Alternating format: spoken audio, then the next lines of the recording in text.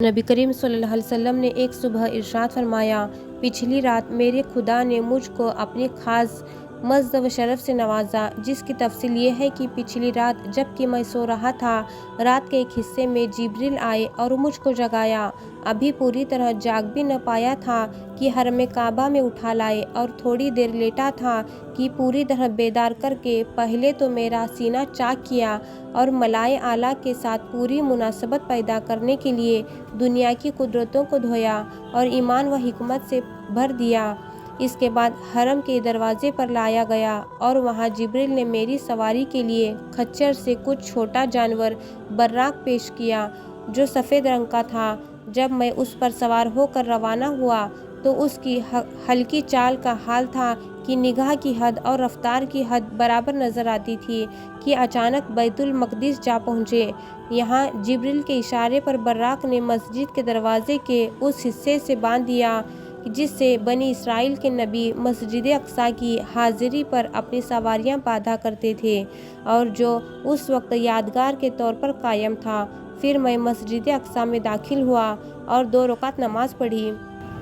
اب یہاں سے ملائے اعلیٰ کی تیاری شروع ہوئی تو پہلے جبریل نے میرے سامنے 2 پیالے پیش کیے۔ ان میں ایک شراب خرم سے لبالب بھرا ہوا تھا اور دوسرا دودھ سے۔ میں نے دودھ کا پیالہ قبول کیا اور شراب کا پیالہ رد کر دیا۔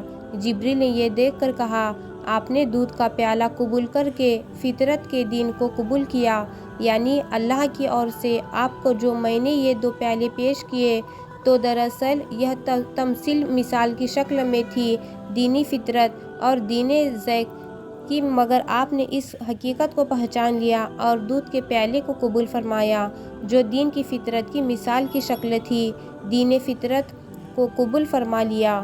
اس کے بعد ملائے اعلیٰ کا سفر شروع ہوا اور جبریل کے ساتھ براق نے آسمان کی اور اڑان بھری۔ جب ہم پہلے آسمان تک پہنچے تو جبریل علیہ السلام نے نگہبان فرشتوں سے دروازہ کھولنے کو کہا۔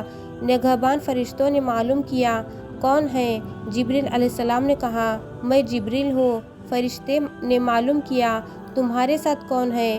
جبریل علیہ السلام نے جواب دیا، محمد صلی اللہ علیہ وسلم۔ فرشتے نے کہا، کیا یہ بلانے پر آئے ہیں؟ جبریل علیہ السلام نے کہا، بے شک۔ فرشتے نے دروازہ کھولتے ہوئے کہا، ایسی ہستی کا آنا مبارک ہو۔ جب ہم اندر داخل ہوئے تو حضرت آدم علیہ السلام سے ملاقات ہوئی۔ جبریل نے میری اور مخاطب ہو کر کہا، یہ آپ کے والد اور انسانی نسل کے مورث اعلیٰ آدم علیہ السلام ہے، آپ ان کو سلام کیجیے۔ میں نے ان کو سلام کیا اور انہوں نے سلام کا جواب دیتے ہوئے فرمایا، مرحبا صالح بیٹے اور صالح نبی کو۔ اس کے بعد دوسرے آسمان تک پہنچے اور پہلے آسمان کی طرف سوال و جواب ہو کر دروازے میں داخل ہوئے تو وہاں یحییٰ و عیسیٰ علیہ السلام سے ملاقات ہوئی۔ جبریل نے ان کو ان کا تعارف کرایا اور کہا کہ آپ سلام میں پہل کیجیے۔ میں نے سلام کیا اور ان دونوں نے جواب دیتے ہوئے فرمایا، خوش آمدید اے برگزیدہ بھائی اور برگزیدہ نبی۔ پھر تیسرے آسمان پر پہنچ کر یہی مرحلہ پیش کیا، اور جب میں تیسرے آسمان میں داخل ہوا تو حضرت یوسف علیہ السلام سے ملاقات ہوئی۔ جبریل علیہ السلام میں پہل کرنے کے لیے کہا اور میرے سلام کرنے پر یوسف علیہ السلام نے بھی سلام کے جواب میں یہی کہا، خوش آمدید اے برگزیدہ بھائی اور برگزیدہ نبی۔ اس کے بعد چوتھے آسمان پر اس سوال کے ساتھ حضرت ادریس علیہ السلام سے ملاقات ہوئی، اور پانچویں آسمان پر حضرت ہارون سے اور چھٹے آسمان پر حضرت موسیٰ علیہ السلام سے اسی طرح ملاقات ہوئی۔ لیکن جب میں وہاں سے روانہ ہونے لگا تو حضرت موسیٰ علیہ السلام پر رقت طاری ہو گئی۔ جب میں نے وجہ معلوم کی تو فرمایا، مجھے یہ رشک ہوا کہ اللہ کی زوردار حکمت نے ایسے ہستی کو جو میرے بعد بھیجی گئی یہ شرف دے دیا کہ اس کی امت پر میری امت کے مقابلے میں کئی گنا جنت کا فیض حاصل کرے گی۔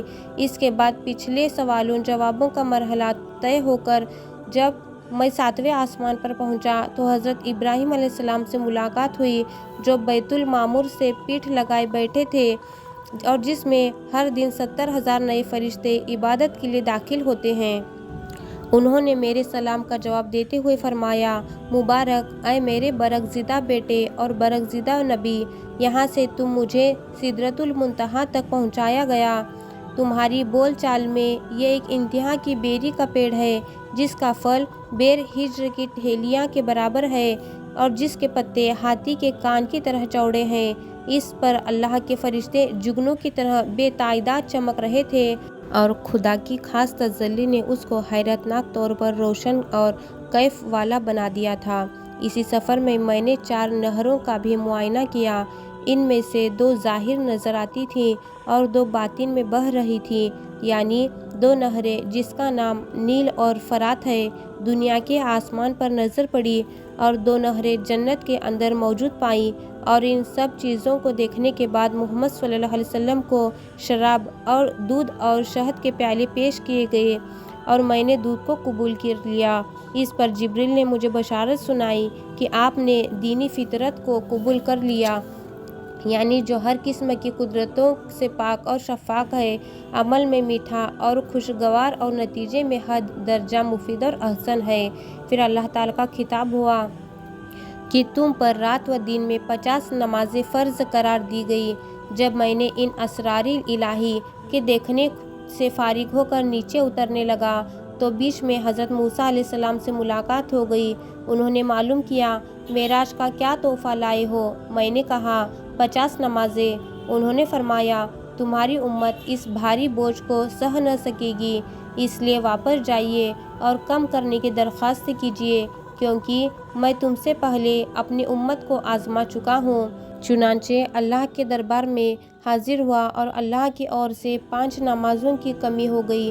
موسیٰ تک لوٹ کر آیا اور انہوں نے پھر اصرار کیا کہ اب بھی زیادہ ہے اور کم کراؤ، اور میں اسی طرح کئی بار آتا جاتا رہا یہاں تک کہ صرف 5 نمازیں رہ گئی، مگر موسیٰ مطمئن نہ ہوئے اور فرمایا کہ میں بنی اسرائیل کا کافی تجربہ اور ان کی اصلاح کر چکا ہوں، اس لیے مجھے اندازہ ہے کہ آپ کی امت یہ بھی نہ برداشت کر سکے گی، اس لیے کم کرنے کے لیے اور کہیے۔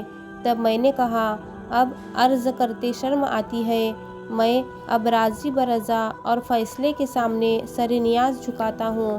جب میں یہ کہہ کر چلنے لگا تو ندا آئی، ہم نے اپنا فرض لاگو کر دیا اور اپنے بندوں کے لیے کمی کر دی، یعنی اللہ کی مشیت پہلے ہی یہ فیصلہ کر چکی ہے کہ محمد صلی اللہ علیہ وسلم کی امت پر ادا کے طور پر اگرچہ 5 نمازیں فرض رہیں گی، مگر ان کا اجر و ثواب 50 ہی کے برابر ہوگا، اور یہ کمی کا ہمارا فضل و کرم ہے۔